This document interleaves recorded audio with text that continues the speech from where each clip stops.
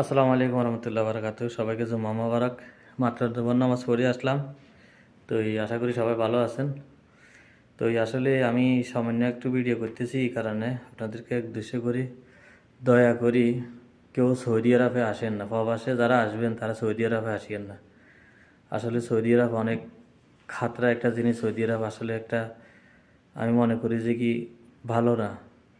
আসলে আমরা সবাই কিন্তু জানি সৌদি আরব একটা নবী রাসূলের দেশ, কিন্তু এটাও বলি গেছি এটা আবু জাহেলের দেশ।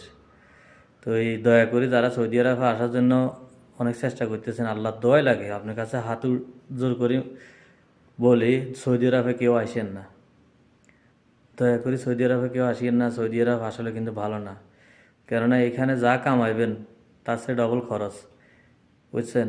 আকামার হার এখন বছরে আকামার বাড়াইছে অনেক, ডবল করে ফেলছে, ঠিক আছে নি। তো আপনাদের কাছে রিকোয়েস্ট, সৌদি আরবে কেউ আসার দরকার না। প্রয়োজনে যেই টাকা খরচ করে সৌদি আরবে আসবেন ওই টাকা দিয়ে দেশে ইনভেস্ট করেন, দেশে কিছু একটা করেন, অনেক কাজে লাগবে। সৌদি আরবে দয়া করে কেউ আসিয়েন না। সৌদি আরবে অনেক সমস্যা, আমি নিজেও না বুঝে চলে আসছি। আসার পরে এখন নিজে দেখতেছি সরজমিনে মানুষ কি কষ্ট করতে আছে, কত যে কষ্ট। যদি 100-এর ভিতরে 10 জন মানুষ যদি ভালো থাকে, অন্তত 95 জন মানুষ কোনো না কোনো সমস্যার ভিতরে আছে।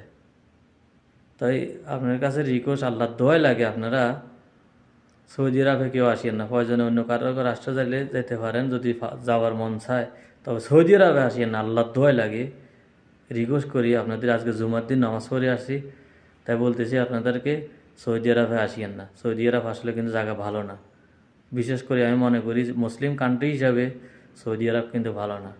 আর আমি কুয়েতে দেখে আসছি, অনেক বছর কুয়েতে ছিলাম, কিন্তু সৌদি আরবের মতো না। এখানে আরবিরা জুলুম করে, এক কথায় শেষ, জুলুম করে।